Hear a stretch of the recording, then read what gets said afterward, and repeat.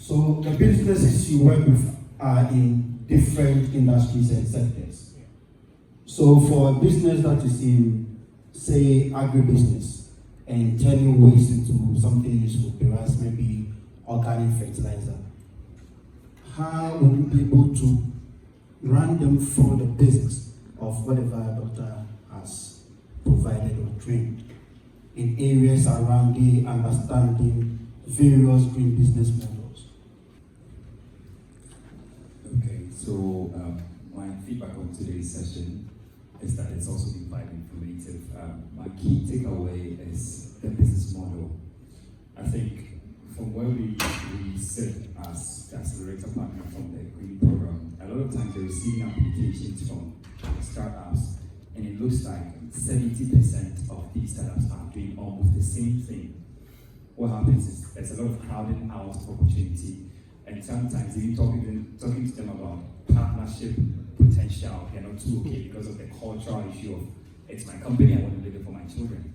But I believe that when they get exposed to the other business models that exist within the green economy or the circular economy value chain, others will start thinking, if I was only picking up bottles to go deliver IT companies for money, what else can I do within my chain that would be fetching me extra income? And for me today, the exposure to several business models and the basic idea of minimize take, minimize waste, and think more about reuse,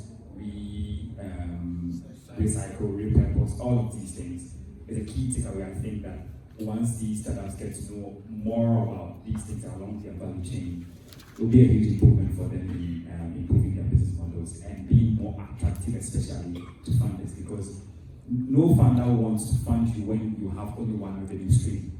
When you look at your business model, or since you're talking about green, your sustainable business model, you want to think about what else can you do that can bring you revenue? And if you are going to look at your value chain and sit within the green economy and identify which other areas can I be making money from, it makes you more attractive to investors. So for me, I think it's been quite an eye-opener. It will be beneficial to these businesses that we do support. What makes a trainer in the green business arena or territory effective and more hands-on in providing support to the businesses in the green startup ecosystem? A lot of training has gone on. What will make the difference in a trainer's life when that trainer goes back to training or support green ventures? James.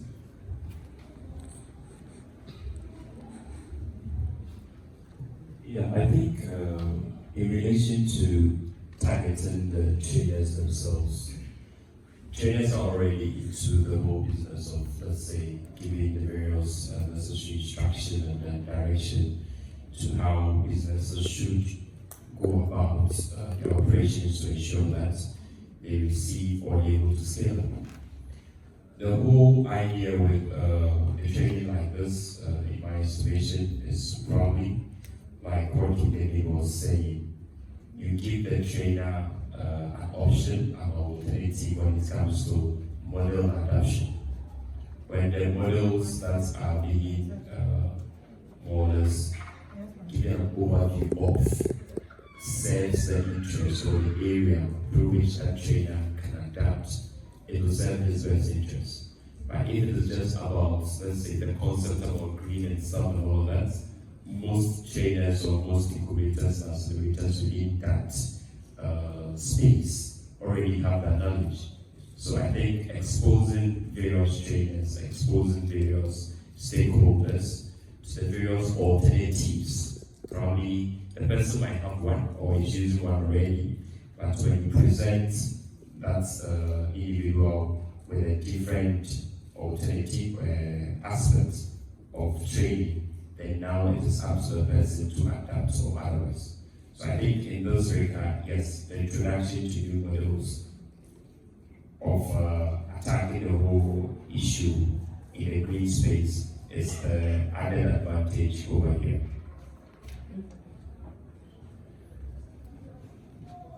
Thank you, James. Japan West Space, Collins, is that the name? You have worked with a couple of green ventures. as part of your interaction and engagement with SNV on the GrEEn project, what are some of the major challenges you've seen startups in the GrEEn arena facing? What are their issues? What are their challenges? What do they come to your hubs to learn? Thank you. For most startups, I think they want to start and finish the process all by themselves. So it makes the work difficult for them, and for most of them, the businesses don't thrive or they don't last. They are not sustainable. And from what we've learned today, every process runs through a cycle. Even life runs through a cycle, the human life. So I believe that they understanding that the business must run its full cycle will help them to understand the need to either employ or partner with other people to make the business sustainable.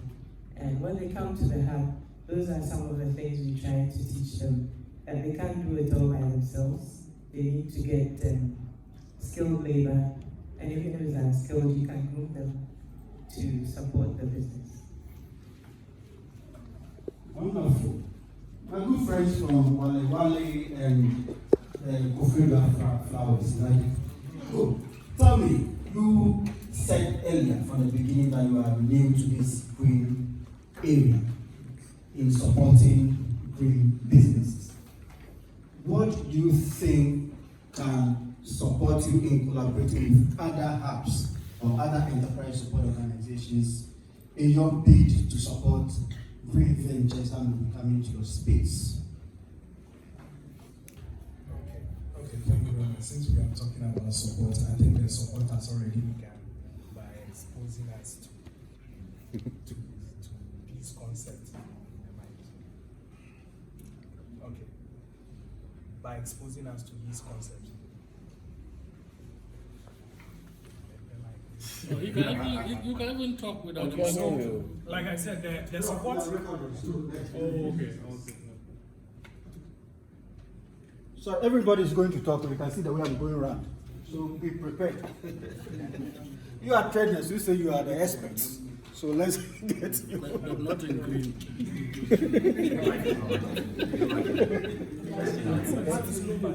It's not Not in GrEEn.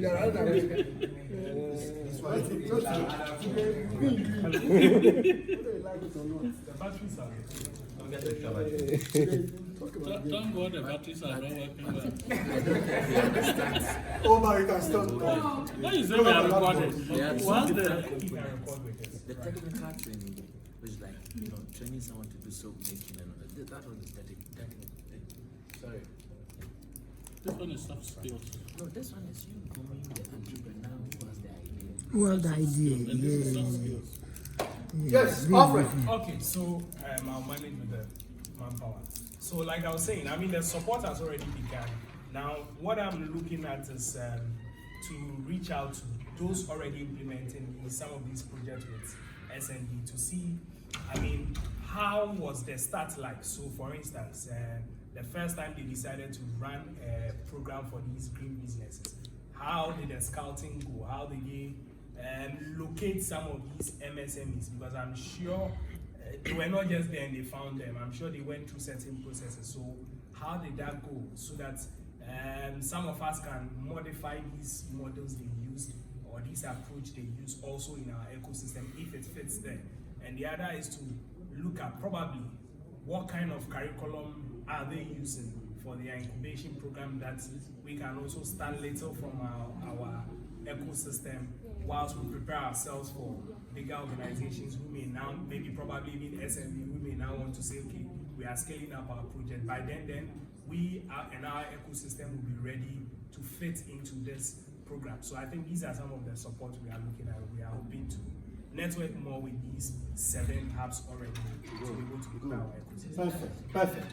So the 7 hubs, do you have already standardized curriculum that you use in the training? Okay, for us, Recycler, what we do, as you were saying, how we scout these SMEs, what we do is that we take a particular municipal and then we go directly to their business advisory centers to be specific the agri sectors. When you go to these places, they will have agri sectors, they will have sectors for wash there in these municipals. So it makes it easier for some time to just, talk to the people, get to know their businesses, and then you move from there. So that's what we've been doing so far, and it's working for us. So that's something little I can say too. But I was asking about training models, curriculum, Okay, or so material to use. without Do you have standardized one? No. Okay. What we do is that all the business, when they come, we make sure that we have a needs assessment, because every business has their own challenge. It's not one size fits all. So what we do is the needs assessment, you come, we assess you, your weaknesses, your strengths, and then how best the hub can do to support you. So that's what we do at Recycle Lab. So there's a curriculum. As a program, do you have a structured training material or manual? So in order not to look like a generic kind of thing, each SME have their specific need. So we kind of do tailored made kind of training for them. Okay. So when we scout for SMEs, as I said, we do needs assessment to get to know what they actually need. But there are some basic generic ones that we do for them, like business management, financial management. But we have tailored made trainings for each SME. Now, is there a way you can provide a structured protocol or model that the hubs can use to guide the businesses that they are going to work with? In fact, that is part of the assignment we give you. Other than that, how to reduce entrepreneurs want to start green ventures. What has been your experience working with women green entrepreneurs, and what are their peculiar challenges in that regard? So I once had an experience meeting a lady who was looking at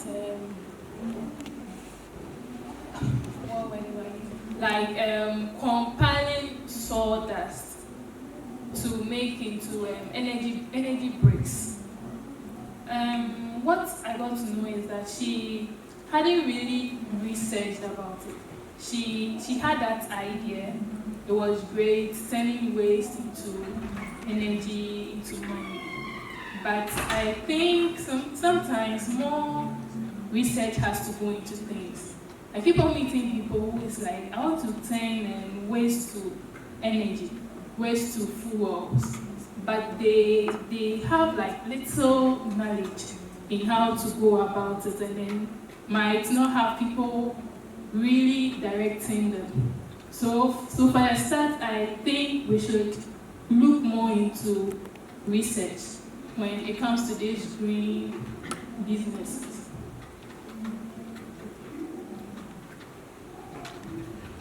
My dear madam from Ejisu PRC, beautiful, very pretty young lady. I'm sure you'll be working with Executive Director has eyes. appreciate all of my heart, please. They want you to put on green next time you're coming around. Now, the women entrepreneurs, I'm sure you have worked with a lot of them. Beyond finance, what other instruments or tools do you feel we need as hubs to use to empower young women in the green business sector? Thank you. I would say we've not really dealt with women in the green businesses. As in general, our center is to provide business development services to SMEs, not particularly to green businesses. So I would say my encounter with women in the green businesses is a bit limited, but I believe going beyond the funding needs, we should equip them like technical skills, build their capacity, because sometimes during this working with these SMEs, sometimes they believe it's only financial that will support their businesses, but it goes beyond just financial. Because you give them the funds, and then a financial institution will come in, they run after the financial institution. For our center, for instance, we partner with some rural banks, to provide funds for these SMEs. And you realize that, and they are, they've been jumping from one financial institution to the other. So you realize it's only financial needs that we have to really support them with. Beyond that, as we said, the technical skills, the knowledge that they need to build their business, to sustain their business, to grow their businesses, not just the financial aspect, because you give them the funds and year in, year out, they come back to ask for the funds. So I think it's about getting the basics, the foundation of their business, of what it will sustain their business, what will make their business to grow, not just the funds. So I think the skills is very important. Build their skill, their knowledge, and as my other colleagues said, researching into what they need or what businesses they are going into, because not just, oh, I see somebody doing, so I also can also go into that business. What works for somebody might not work for you, because don't know what knowledge or the research the person has put into that business. So you can't just look at that person and just grab it and say, I want to also go into that business. A lot of research, a lot of engagement, a lot of interaction, a lot of mentorship and everything. Coaching goes into it just beyond the funding aspect. So I think technical and building a capacity is very essential to these women in green businesses. Yes. Thank you. My good friend Alex, you are representing entrepreneurs that have physical challenge. How will you one height? I think most of our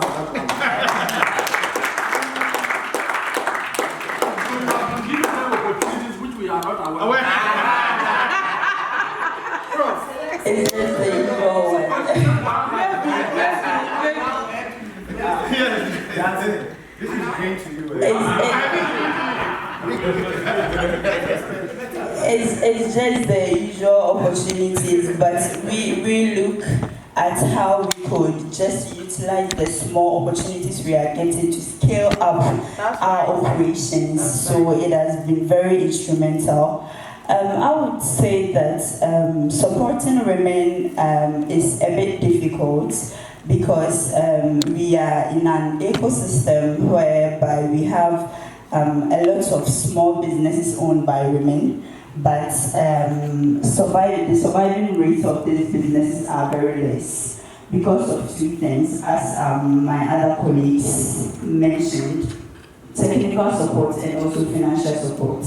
Recently, we've been launching some programs to support these women with capacity building trainings, financial management, and also basic bookkeeping, which is one of the challenges that small businesses face in my region.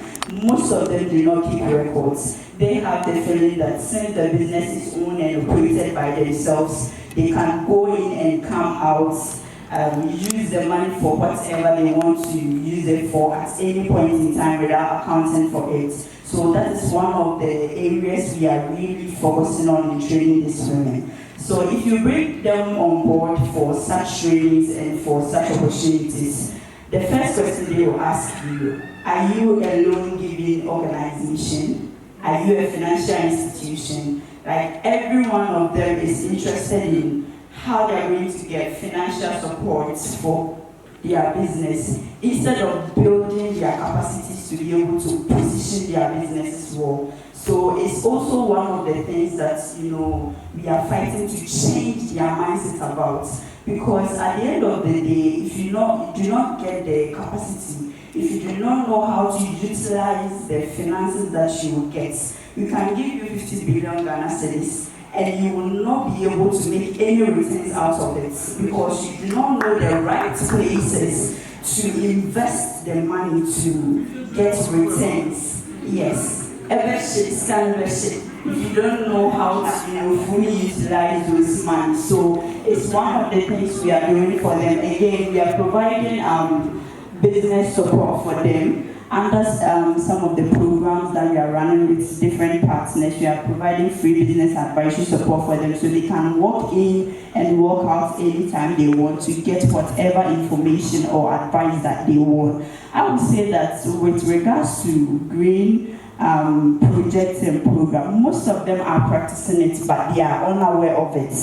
Some of them come to our places. We have programs, and you realize that the bottled waters that was given to them, some of them start picking them up, that they are going to reuse it for their farming activities, for medicinal purposes and all of that. But we ourselves, we are really not paying attention to it, and I think that is going to change after this session today. We are also going to look at how we can make good use of these bottles and the things that we are, doing at the hub. Just now, my good friends, please come and sit down. Please come and sit down.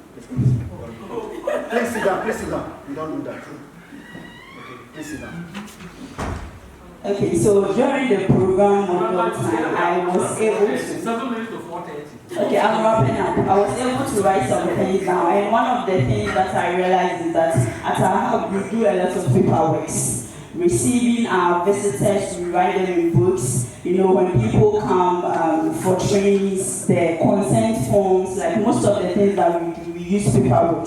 The certificates that we give out during graduations are all paperwork, and from today we are going to look at ways of using digital means to make it easier instead of using the paperwork to help project our green economy. Thank you.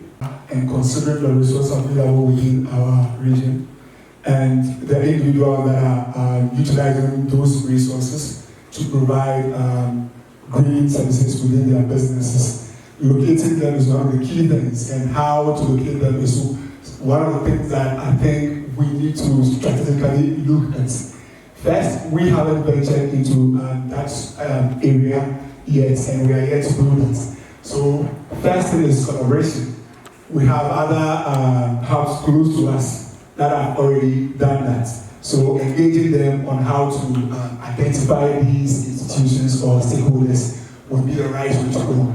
And also talking about the uniform curriculum on how to help them ahead. The other contributor also mentioned on research. You also mentioned on how they can generate multiple revenue streams to sustain their businesses. I think the research and the revenue generation are two key things that we look at, because if these two things are well thought through, well implemented, we are sure that we can have these businesses that we look to support well endowed within our region.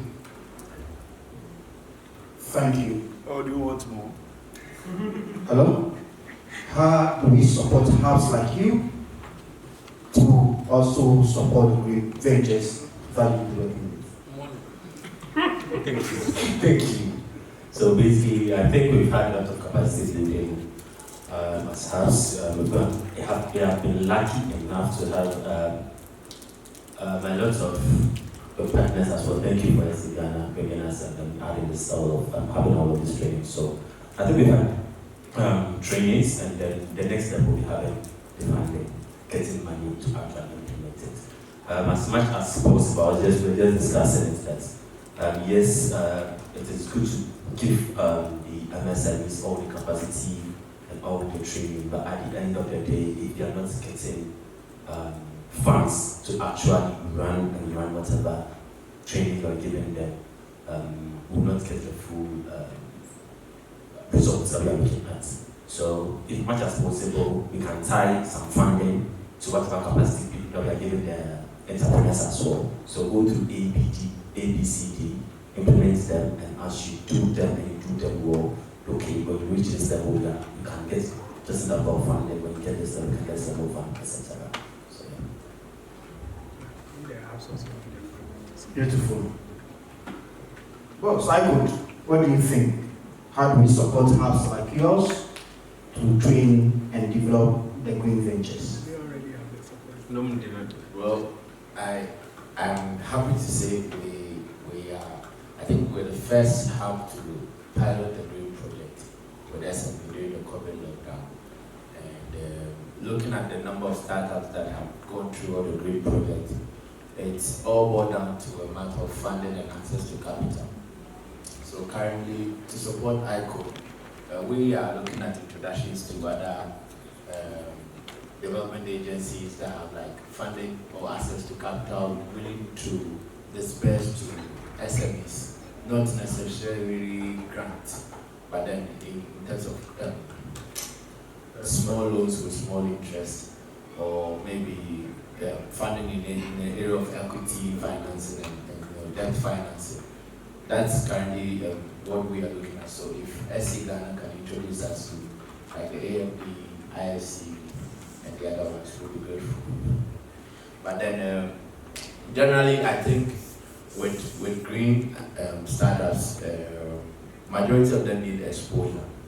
Exposure not necessarily on the idea, but then how to exclusively run the business as a venture, as a profit venture. We're not looking beyond, or we are non-profit, or we are a social enterprise and all that. Because without you making profit, it will be very difficult for you to access capital or any sort of interest in any investor who has money. Even the local investors, you're looking at a point in time, how are you making money? Not just you making impact, but how are you making money? How can they ensure that the money they're giving to you is going to come back maybe in the next 5 years or the next 10 years? Samir, the same question goes to you. What do we do differently to support houses like you? Indeed, thank you so much. So to me, basically, I think that is a very good platform for us because it's bringing us together to refresh our minds and also gather new strategic approaches that actually work best. Listening to listening to upcyclers, right? Recyclers, yes, and yes, I know upcyclers in Germany. And so they are all in the circular economy. Looking at what they do, it gives you that edge of having that kind of innovation replication, because there is nothing new under the sun. GrEEn is basically at the heartbeat of everybody.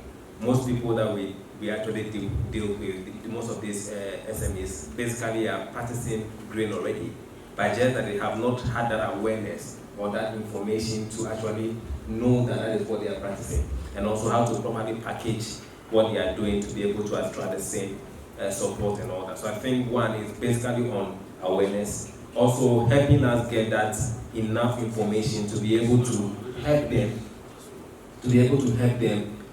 develop their model, and then that can help them to be sustainable. So because if they just start something for a day or two, and that ends it. But if they have a sustainable model, they'll be able to actually survive in a space of time. Thank you. It's 4:30. It's 4:30 now. Yes. It's 4:30. Okay. My girlfriend wants to speak again. It's 4:30. You're not the time. I keep the time. I brought you here after all. Okay, so please, just be quiet. I'll get to you. So, adding to what he said, I think normally the green funding has a limitation. So if SC Ghana can facilitate breakfast meetings with us and the corporate institutions like the banks and all that, who can help us continue the support we give to the entrepreneurs even after incubation and all the acceleration phases, I think it will be grateful, or it will help us all. So, please say that again. So if SC Ghana can facilitate breakfast meetings with the banks, the corporate institutions. The gentleman who came here is on a financing, so this is an extension. We'll move to the financial institutions. Not just the financial institutions, the corporate institutions. The VCs, like the Wangara Capital. Like MTN as well and all these ones. Who can also help us, push the startups further to say, okay, they're giving extra startup support or business support services through the hubs.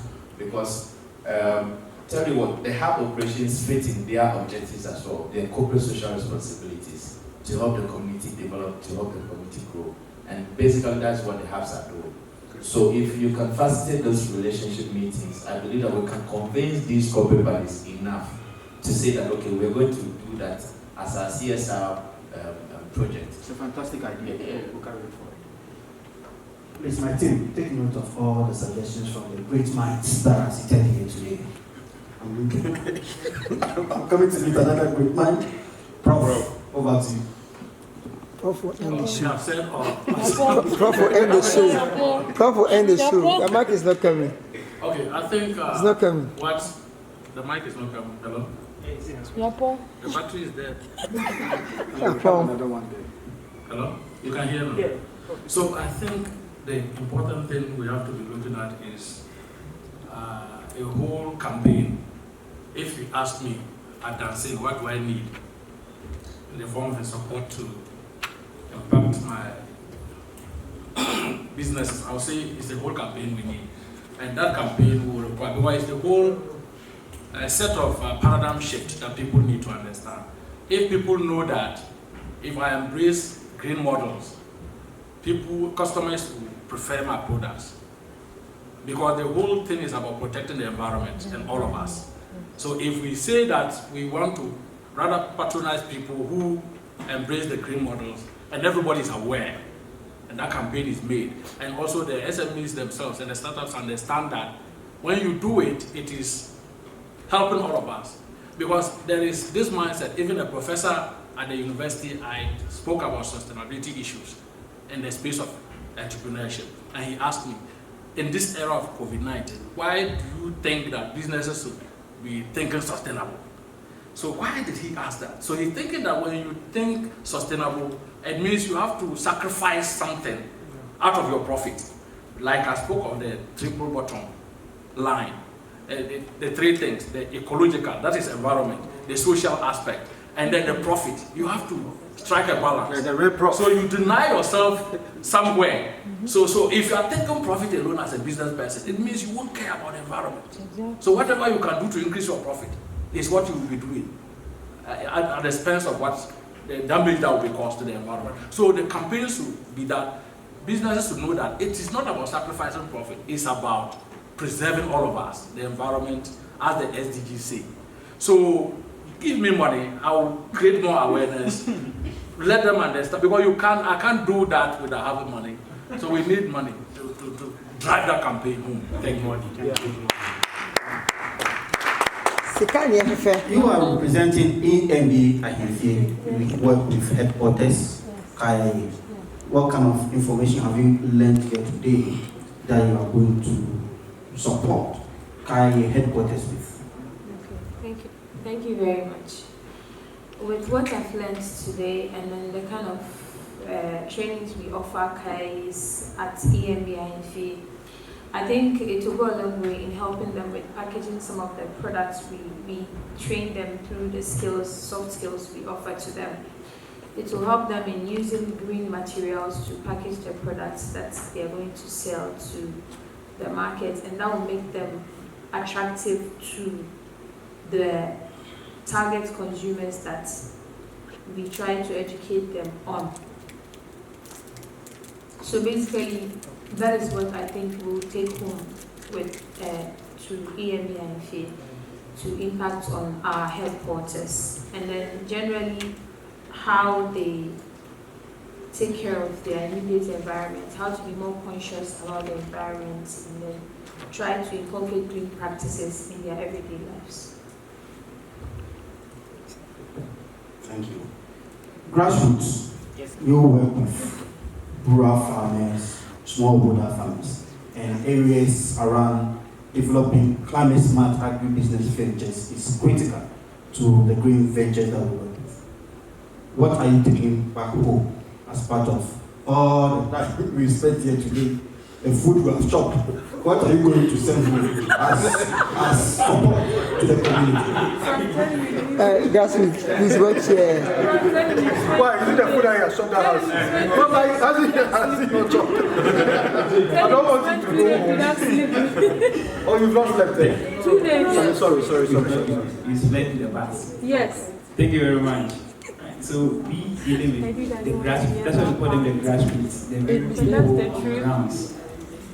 The very people on grounds who are actually into the businesses. I would like to take one thing one of my colleagues did mention. In the clean, green environment aspect, they need to be that education. For instance, if I don't know that the curtains from cloth can be used as a pillow, I can't venture into it. So in as much as that we do with the grassroots, we still need to have that knowledge so that they can take those things into businesses for them. And so much education has to be done. Just as my Mr. Danson rightly said, that campaign needs to be driven. We need to drive that campaign for people to understand that indeed there is green in every business, which we can actually champion and make it more successful. Thank you. Dora, are green businesses even important? Do we need green businesses in our economy? Yes, please. Simple. Finish. Like I said, simple. I'm not done. Everybody will talk before I finish. I know who hasn't spoken. I think she wants to say something. In addition? No, you want me to ask more questions? No.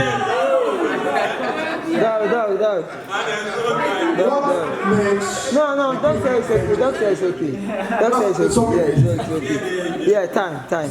Our great psychotherapist, how do we blend the issues around psychotherapy, people's mind? How do we change our mind to value green in this economy? All right, thank you very much. Comrades, going green is not a choice. It's a must. We have no choice.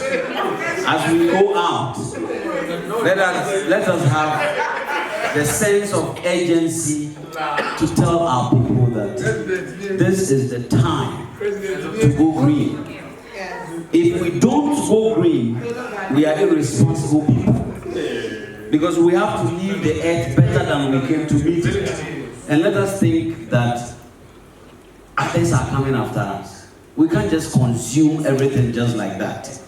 So as we leave here, let us be ambassadors to inform everybody that comes our way, the churches, the house that we deal with. Let everybody understand that we can't deplete the resources of the earth before we leave.